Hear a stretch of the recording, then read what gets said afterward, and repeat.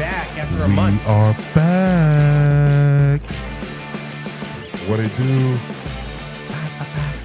Yeah, we are back with Inside the Lunchbox. We've taken like almost a month off due to health and personal reasons, but we are back at shit.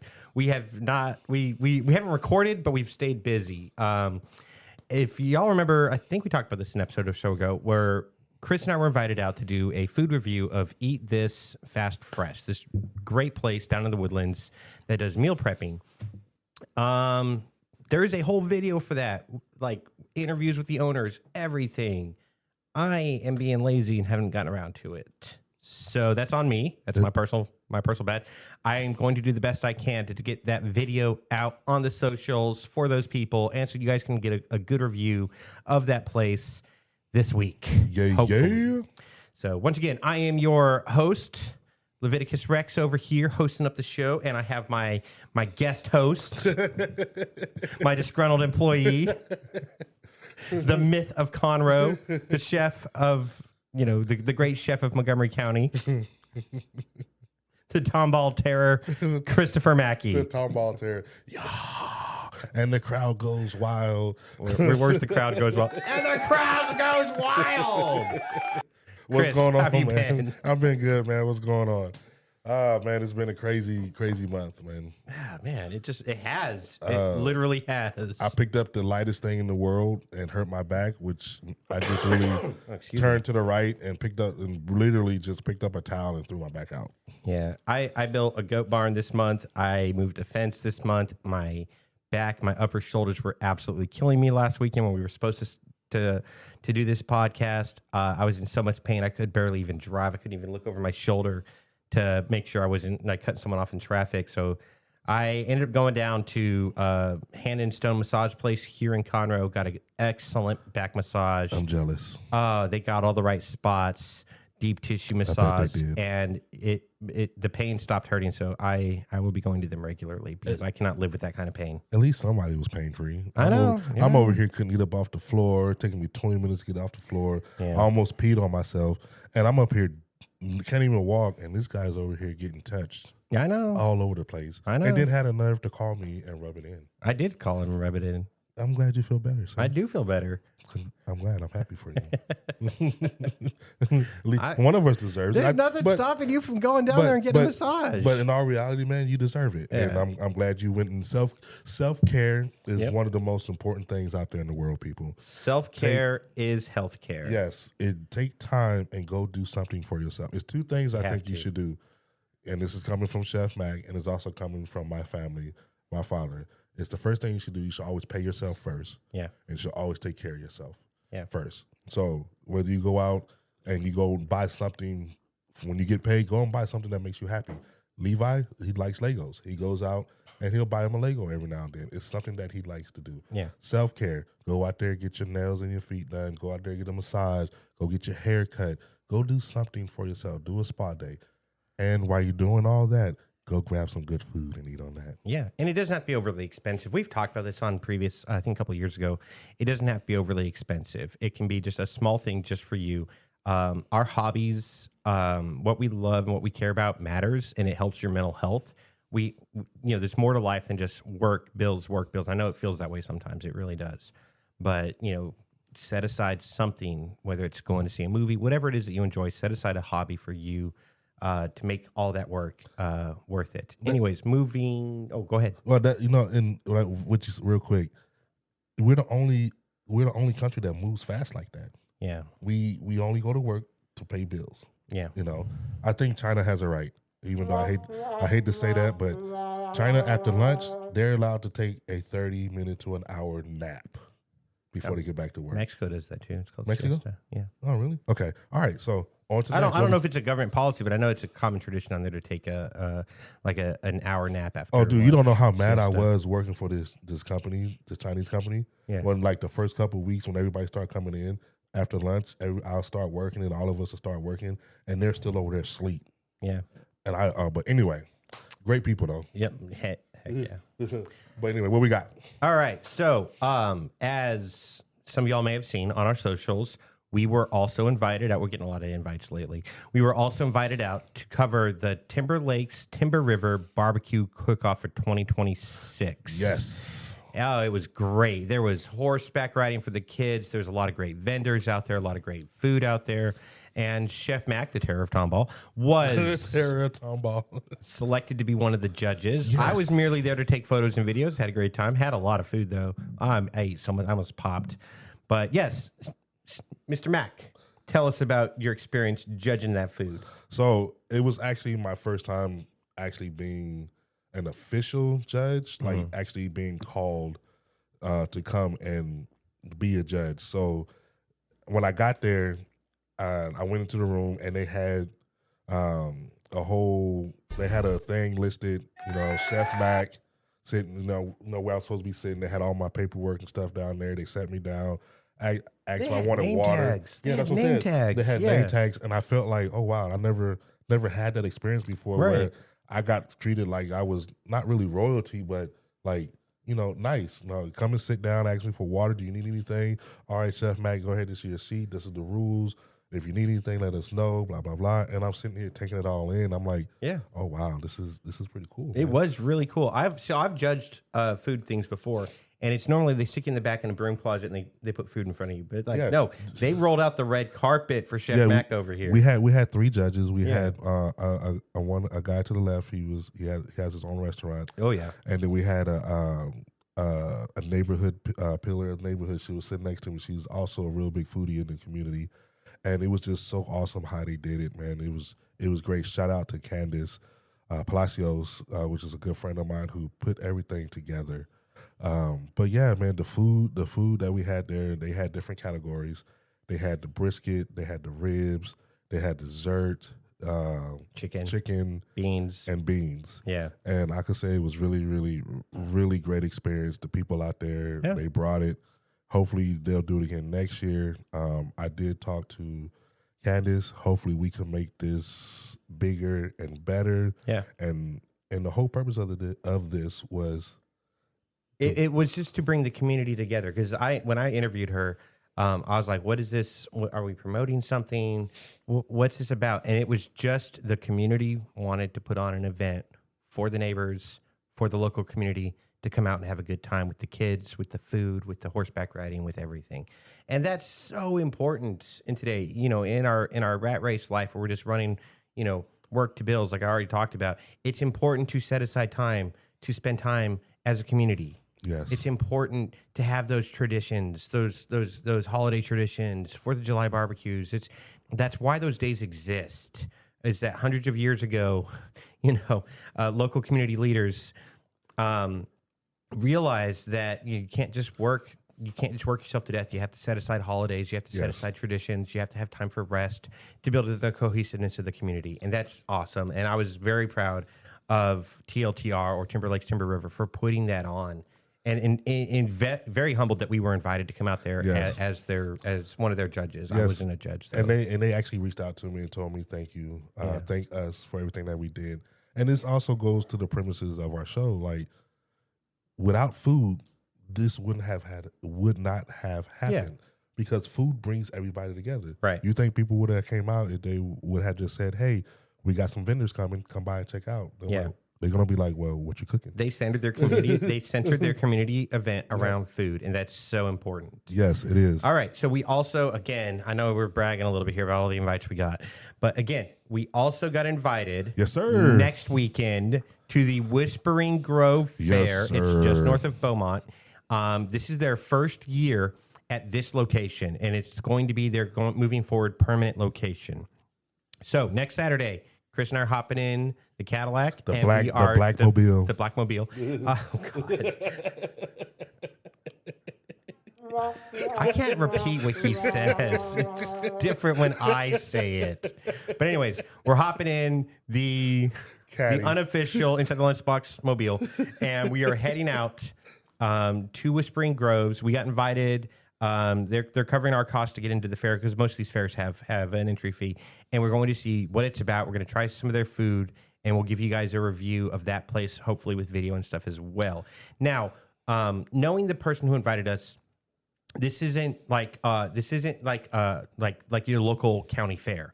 This is more of a Ren Fest fair. If you guys are familiar with the Texas Ren Festival, which Renaissance Festival, which I went to last year with some friends, had a great time. We need to go this year for sure. Oh yeah, we're definitely going. We're definitely going to eat a lot of food and do some. There's a lot of great food. So if you're familiar with the Renaissance festivals, there are also medieval fairs, similar in size, not size, similar in scope and similar in theme. There's one that happens in Austin. It's slipping my mind right now. And then there's this one is north of Beaumont. So they're medieval fairs, but they're very much, if you know what a Renaissance festival is, you know what this is. It's just set in a slightly different time period, but you can still wear the same costumes and everything. Good times. Like the TRF is an amazing time, and I went to the one in Austin over Christmas, not the day, but like I went during their Christmas festival and had a really good time. And there's always good food to eat. There's excellent vendors. The mood is amazing because everybody's dressed up. Yeah. Everybody is just living life in this escapism fair, and they're not overly expensive to get into. I think TRF is like maybe $18 a person. Yeah, I think the tickets here are like between $12 and $15. Yeah, it's not bad. Now food and water in the fair can be expensive. I don't know about Whispering Groves, but usually at these fairs, food and water in can be slightly more priced than you're used to. But I would say for if that's any event, you go to the Astros games. The food there is going to cost more than if you bought it on the way there. That's same thing with your local county fair. Same thing with the Houston Rodeo. But there's very specific types of food you can get at TRF that I have never seen anywhere else, like deep fried bacon on a stick. Oh, I've had that before. Where at? They have it at the Texas Fair in Dallas. Yeah, so it's a fair food. Yeah, it's a fair food, yes. I think we talked about that when we were talking about different foods. And we talked about how, we didn't talk about specifically about fried bacon. Right. We were talking about how some states, you only find that type of food during fair times. What's the other one? Now this one wasn't that TRF, but it's like that fried dough in the shape of a disc or something. You usually get it like when you go to like the Old Town Spring for their Christmas thing. You're talking about not churros. You're talking about it's a Texas thing. Yeah. God dog it. Rats. Come TRF time, we're gonna have a whole episode just about fair food, and we're gonna be slightly more researched than right now. But just letting you all know, next weekend, Chris and I, we're heading to Beaumont. We're gonna go take some video of the Whispering Groves Fair.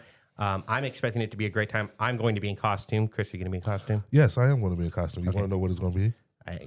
I don't know that we can say this on the air. I got to keep it spicy on Inside the Lunchbox. We're not going to talk about it. But anyway, so with the fair, there's a lady there that has a restaurant there. Right. So we're going to do a food review on her. So apparently, she through this guy that invited us, and I'm going to give him a shout out. Thank you, Richard, for inviting us to this event. But he said that their peg leg is really good. And I don't know if I want to eat a peg leg. I know it's going to be good. I bet it's like a turkey. Like if we think about a peg leg, you think it's like a turkey leg? Maybe. Yeah, I'm thinking it's probably a turkey leg. Maybe, or a big beef rib or something. Well, considering it's Ren Fair, it's Renaissance themed. A peg leg is like a pirate leg. I know what a peg leg is, but what type of food would you call a peg leg to try to, have the event around? Like, put your bets in now. I'm just saying, like, I want to know, is it a turkey leg? Why they call it a peg leg? But I'm pretty sure it's a turkey leg. But thank you, Rich. Maybe we're eating a pirate. Who knows? Richie. All right. Thank you, Richard. No, Richard's great. He's also a member of the VFW. Richard and his wife worked a shop at the TRF the first time I went. And I went there and I got like a cool sword from it, which I ended up giving to your kiddo. Yeah, he's been going around the house talking about, hey-ya! Oh, yeah. That's what I'm talking about. Yeah. That's the fun stuff. That's the escapism. And Renaissance festivals can be as kid-friendly as you want them to be, and they can be as adult-themed as you want them to be, depending on where you go, what times you go, and which shops you go to. So it's a good time all the way around. They are very safe to take kids to, but if you stick around after hours, after dark, it's adult-themed. So at least TRF is. I don't know about the rest of these fairs. So when you guys come on Saturday, it starts at 10 and it ends at 6 on Saturday, but they're there Saturday and Sunday. Yeah. And I believe this is the last weekend for their spring. Their spring. And we're going to keep you guys posted on the next one as well. I heard they have a fall one, but I don't think they have dates for it yet. Yes. So come out and support your local Ren Fair it's in Coons, Texas. which is north of Beaumont. And I can't wait to try some good food, man. Yeah, it's only an hour and a half drive from here. That's I'm not trying bad. to figure out, like, what would I actually wear? Maybe I'll go as a pirate, Blackbeard. Yeah, I mean, it's not. I would say it's not hard to put on like a basic costume, but you can. The costumes can be as expensive or as budget friendly as you want them to be, depending on. A lot of people make their own, but that'll be covered in our Ren Festival episode. Stay tuned for the fall. Yes. Today's episode is actually revolved around the hot dog of all 50 states, which we are not going to get through all 50 states glizzy. Today. They call it the glizzy. Like, you know what? I want to know, where did they get that word glizzy from? It's just like one day I woke up and they were like, "Hey man, you gonna get this glizzy?" I'm like, "What is a glizzy?" "Oh bro, you don't know what a glizzy is?" No, I don't know what a glizzy is. I don't know what a glizzy is. It's a hot dog. Well, why don't you just say hot dog? Oh, that's not what glizzy means in the circles I hang out. What's the well, hold on. What is the glizzy? Oh my god. So, anyways, hot dogs. I don't want to know where the teenagers create their slang from. So, hot dogs. Hot dogs. So, Chris was doing some research on all 50 states hot dogs. Unfortunately, we're not going to be able to do all 50 states. No, we're not going to go through all the recipes. We are going to talk about some of the ones that popped off the paper to us. One of the big ones, the Alaskan reindeer dog, which apparently has reindeer sausage with sauteed onions and spicy mustard. And that's in Alaska. I would eat that. So that actually sounds really, really delicious. A reindeer sausage. I don't know. I never had a reindeer. I had a deer. I wonder if the meat's the same. Probably not exactly the same, but it's going to be similar. So what did it have on there again? It was sauteed onions and spicy mustard. Yeah. That's it? Yeah, no, that's it. That's the hot dog is served in a steamed bun with grilled onions that are sometimes sauteed in Coca-Cola. The Alaskan dog. If I lived in a place that had no sunlight for 6 months out of the year, I would be eating some weird stuff too. Maybe they didn't. I don't know. All right. Would you eat an Alaskan reindeer dog? Yes, I would. Absolutely. I get look. The dogs that we're gonna go over, I rate this dog just by looking at it and seeing what the ingredients. I give this a strong 7 out of 10. I'm eating that. 7 out of 10, and 7 out of 10 is really high score, folks. Yeah. Don't think that it's not. A 7 out of 10. All of them are like you're looking at the pictures, like the Yeti dog, the Red Umbrella reindeer, the Anchortown dogs. These are different restaurants in Anchorage, Alaska. I would eat every last one of those. Yeah, he likes his glizzy. I do like the glizzy. The next one that jumped out to me personally is the Colorado gourmet game dog, often elk, boar, or other wild game, served with creative toppings. What does it mean? All right, I'm confused. Can we look up what does creative toppings mean on a Colorado dog? I'm looking because I'm concerned. I hope we don't have like Rocky Mountain oysters on top of it or something. I don't know. Denver dog recipes. A touch of sour cream tames the heat of the roasted green chili sauce. Let's go. Oh, chopped nice. Onions and jalapenos. Okay, so it's just... I would eat that. So when it says creative toppings, that means you have your basic toppings. It means that depending on where you go, they're putting different things on it. You have your jalapenos, you have your cheese, you have your mustard, your ketchup, whatever other ingredients, your bacon bits. Like, you can put all that stuff on the the Colorado gourmet. Apparently at their Rockies stadium for the Colorado Rockies, it's a foot-long dog with grilled peppers, kraut, and onions. There's a Colorado baseball team. That's a shout out to Jen. I didn't know. I didn't know this is a shout out. This is a shot to Jen. Shots fired. I didn't know Colorado had. Yeah, the Rockies are a thing. They used to be in the same division as the Astros until the Astros switched leagues. If I remember correctly, I remember rooting against them back in the day. All right, so you have any more dogs? I got a couple. We'll hop into you. We're hopping to you. Go next. So mine is the one that I've actually had was the Seattle dog. And I like the Seattle dog because it's a hot dog with grilled onions and cream cheese. Ooh. And at first I was like, yeah, nah, I'm good. I don't want cream cheese on my hot dog with grilled onions. Right. So what does it say on here? Let's see. It should be a Washington, maybe Washington, up and under Washington. Yeah, I would imagine it's under Washington. Washington, Yeah. Seattle, cream Real dog cheese with cream dog. cheese and sauteed onions. So green cheese. So I said, you know what? I'm going to try it. And you know what I did? I went to ATB and I went and grabbed flavored cream cheese. You got your bacon, cream cheese with bacon. You got your cream cheese with jalapeno. You got your herb cream cheese. You got different flavors of cream cheese. So I bought that and I bought a nice, good hot dog bun. And oh my God.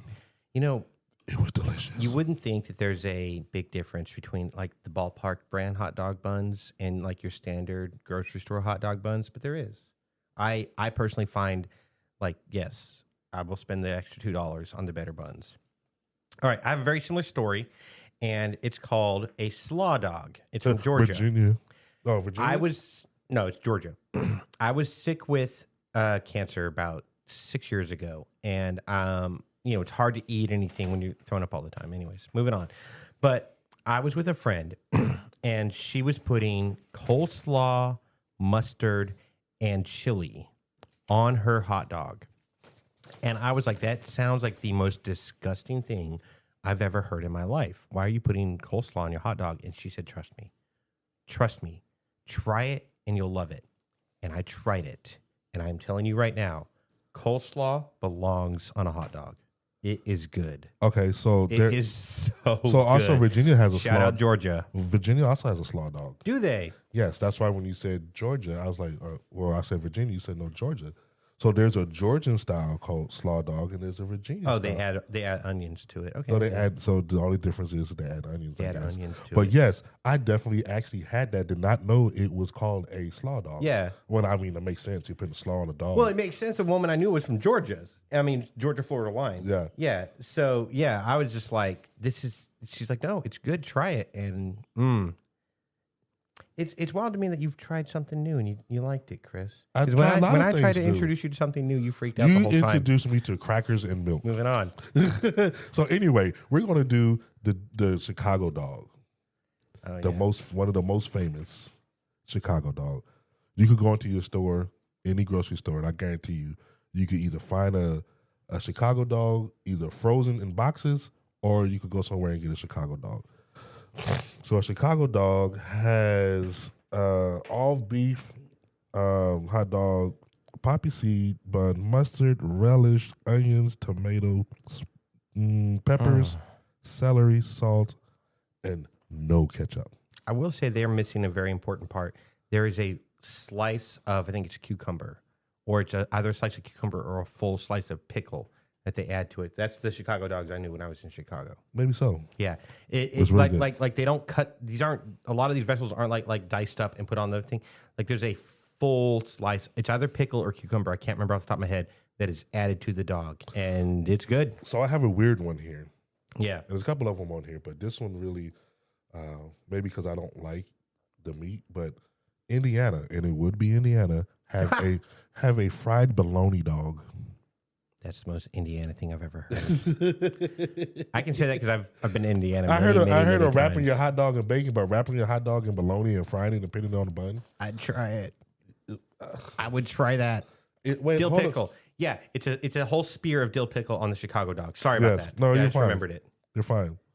And what was that other thing from Indiana we were hating on when we were doing our 50 states foods? Indiana. Step your game up. Yeah, Indiana definitely had to step. I just remember Indiana had to step their game up. But the surprising, if I remember correctly, the surprising from that series was Iowa. Iowa had like some bomb dishes. Oh yeah, they did. And I was expecting Iowa to have the most terrible food, but no, I was wrong. As a native New Mexican, I must shout out, putting green chili pepper on your hot dogs is a good thing to do. You should all try it. Any New Mexico food on any list is going to be, and they put green chili on it because it's good. Because it's good. That's why. So if you're in Kentucky, of course they had to put bourbon on it, right? So they got a Kentucky bourbon dog. No way. Dog topped with bourbon infused chili or glaze. I ain't gonna lie, that sounds good. That sounds good. That sounds good. We getting some buzzing in our ear? Yeah, a little bit. Unfortunately. Yeah, that does not sound good to you. I'm not a big fan of bourbon to begin with. Listen. Unfortunately, I will try it. I will say this: I will try anything once, and I'm happy to be proven wrong. And I will not throw a fit about it 2 years later, like somebody else around here does. Bro, you know what? Idaho. On to the next. I will one. give you. I'll give you a guess. What does Idaho put on their hot dogs? I was going to say something very parental advisory, but Idaho. Let's see. Idaho. What's Idaho known for? Their potatoes. So what do you think they put on their hot dogs? They probably dip it in potatoes, like potato salad or something. They put mashed potatoes. Is that mashed potato? or the bun? I would eat this. They take a potato, they bake it, they hollow out the middle, and they use the potato as the bun for the dog. That is some big back stuff right there. I would eat that. That was, you know what? And then we want to help. If we want to help Idaho out, let's go ahead and put some chili and some sour cream on it and make it a baked potato hot dog. Just to add a little flavor to it. They bake it inside of a hollowed out potato. So and the potato becomes the So to bun. give you the technique that they're using, if they hollow out a potato, it's actually a technique in culinary. It's called larding and barding. Is where you take something and you pry a hole all the way through it and you stuff the ingredients in it. It's actually a thing. But anyway. Love you, Idaho. I got a lot of family in Idaho. Oh, that actually looks good. I know I'm making, but I was like, wow, imagine that, a potato with a hot dog for Idaho. Oh, did you check out Maine's red snapper dog? Oh. Bright red, natural casing dog with snapper on, often with relish and mustard. Why? I want to know why does a hot dog have red casing on it? Oh, wow. Like bright red. Yeah, that kind of scares me. Where would you find those at? Apparently in Maine. Maine? Are those hot dogs or sausages? Maine's hot dogs may owe their they don't even know, may owe their garish red hue to a European practice of dyeing older sausages to be sold at discount prices. So they're taking the old expired hot dogs, dyeing it, and selling it as... That's where the tradition comes from. That's not what Maine's actually doing. But I'm pretty sure if they're buying it, they're doing it. Maybe. Bright red snapper hot dogs. And, all right. That is funny. That was funny. That's ridiculous. All right, we got time for one or two more. Pick your poison. I don't know. Alabama also has a so real quick. coleslaw. If you guys have a family dish that is just something that your family made and is only known inside your family, let us know. Hit us up on our Facebook page. We would like to see what it is. What do you guys call it? They have the tater tot dog in Minnesota. Nice. They have North Carolina coleslaw on a hot dog. South Carolina coleslaw on a hot dog. Alabama coleslaw on a hot dog. The South be putting coleslaw on their dogs, and I approve. What the heck is Nebraska runzo dog?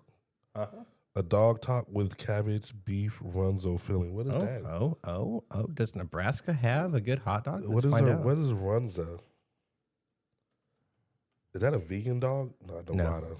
No, that's a Vegas dog. I don't have my glasses on. Oh, they have a very specific dog there, too. Oh, Fairbury hot dogs. Okay, classic hot dog. Oh, their dogs are red, too. Where are you guys getting these red hot dogs at? The only thing I can think that is red casing like that is what is that sausage that you find at the gas station? And it's a red casing. Oh. It's named after a race car driver. Or a famous person. Yeah, apparently Fairbury is a hot dog brand that sells bright red hot dogs. What? Deep fried hot dog, New Hampshire. Italian dog, New Jersey. Oh wow. Green chili dog, New Mexico. Absolutely. They would put green chili on everything. Have you ever? I've had green chili on ice cream. That's how much we love green chili from there. Yeah, I put green chili on ice cream. All right. Okay, that's weird. Okay, that's all we have. The hot wiener. The hot wiener was Rhode Island. That's what it's called. The hot wiener. It's veal pork dog with meat sauce, mustard, onion, celery salt. Okay, I found the Nebraska one. Nebraska Cornhusker hot dog. Okay, I've seen people do that. What is that? They put corn kernels in their chili. They put corn in their chili, put the chili on the dog, and then they cover it with Frito chips. I would eat that. I give that a strong 5 out of 10. Oh, is that provolone cheese? Is it covered in provolone cheese? Oh, so they put the cheese, the dog, the chili that has corn in it for some reason, and Frito chips on top of that. Okay, I corn salsa. My bad, not chili, salsa. They put corn salsa on their hot dogs? So with corn salsa, I get that a 6 out of 10. That sounds good. I would eat that. I would eat that with just about anything, though. Yeah, you definitely would. Yeah, pretty much. Hey, so what would you call a vegan hot dog? I mean, I'm pretty sure the Impossible brand makes hot dogs. So what state out there has a vegan hot dog? If I had to pick a state, probably Vermont. Really? Yeah, why not? Why would Vermont have that? Because they're a weird state. They have a maple dog. Okay. Dog with maple infused mustard and glaze. So which state has the vegan dog? I don't know. Oh. I'm just saying. I thought you had like an answer. No, I was just wondering that all these states have meat dogs and nobody has a vegan dog. Well, I mean, veganism is fairly new in popular culture. When you're talking about food recipes for states that have been around for several hundred years, those are traditions that go a long way back. Not saying that there weren't people or entire cultures that don't eat meat. Those have always existed. But in the popular mindset, especially in the Western countries, like the places we live, eating meat is a normalized thing. It has been since the medieval times. Okay. So real quick before we go, what is fry sauce? I got two things. What is fry sauce? Right, Utah has a hot dog is topped with a dog topped with fry sauce and onions. I don't know what fry sauce. I'd imagine it's... Is that ketchup and mayo? No, I'd imagine it's something like your Chick-fil-A sauce, but it's special to that state. Yeah. So my next thing is Levi. We're going to start something new here. Well, actually, you said that you had something special for me. So you know how like Chris and I have had food debates on here, almost outright fighting on the podcast. So we have a special section that we're going to start including in all of our podcasts. It's called the Food Fight, and make sure everybody's understanding. Why this so is serious? Not a serious debate. Not as serious at all. We're just going to fight a little bit. No punches will be thrown. We're going to all of us stay off probation. Chef always wins, though. You wish. So Christopher. Yes. Last week. We went to your favorite restaurant, Waffle House. Oh, God. Good times were had. Okay. And I watched you with my own eyes eat grits with salt, pepper, and butter. Yes. And I told you from the beginning. And he said, man, that's good. You're right. I told from the very beginning. Point in my column, grits. Sugar does not belong in grits. So if you go grits back, is good without sugar. If you Point in my column. If you go back to our previous episodes, I said that I grew up with eating grits with salt and pepper, right. But because in the black community, and I want to say that because that's where I've seen it, is for your kids to eat it when they were younger, they put butter and sugar in there. So that's how a lot of people grew up with eating butter, sugar in their grits. I could eat it both ways. Right. I love savory grits and I love grits with a little bit of sugar in it. Not a whole bunch where it shoot my sugar to the roof, but yes, man, when I make my shrimp and grits, oh, trust me, it is savory. I've had his shrimp. You know what I'm saying? They're really good. They're savory, but then sometimes I want to sit up there and maybe put some sugar in my grits, or if I don't put sugar in my grits, I'll get some great like marmalade or some great jelly or some like great jelly or some type of jam, and I'll mix it in there a little bit. Dude, you're talking about hold on. At least my dish has flavor. You were talking about crackers and milk. That's a struggle meal. That's a struggle meal. Grits is a struggle meal. Yes. But it's flavorful. It can be. Yeah. I bet any person would eat more sugar and grits when they eat crackers and milk. That's not the debate, though. The debate They're is both oats. Yeah. The debate is whether or not sugar belongs in grits. So the salt and pepper belong. I'm just saying. Oh, yes, they do. Salt and pepper belongs in grits. No, I'm talking about in your crackers and milk. Try it and get back to me on it.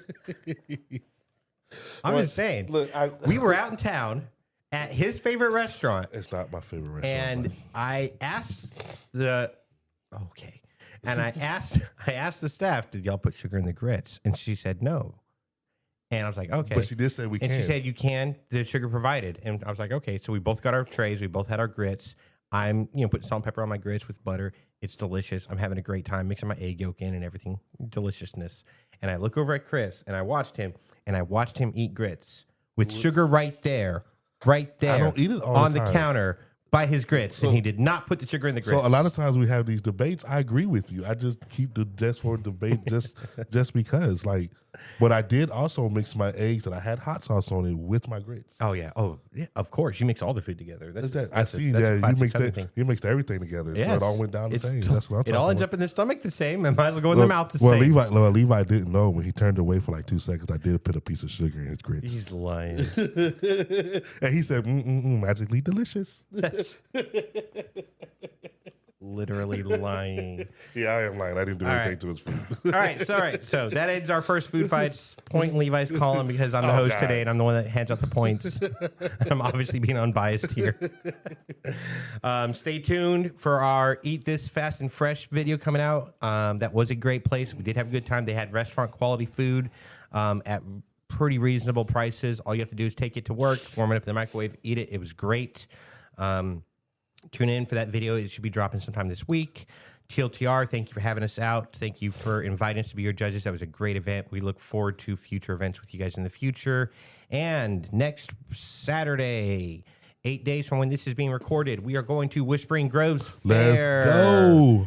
Let's go. Oh, I'm excited because I hate the fact that I have to wait from November to November to go to the TRF. I know what I'm going as. Here it is. Yeah. No, I'm going in a chef coat, chef hat, and Speedos. Didn't we have? We'll talk. We'll talk off there. We'll talk, please. So, also, you can find our podcast on all major platforms.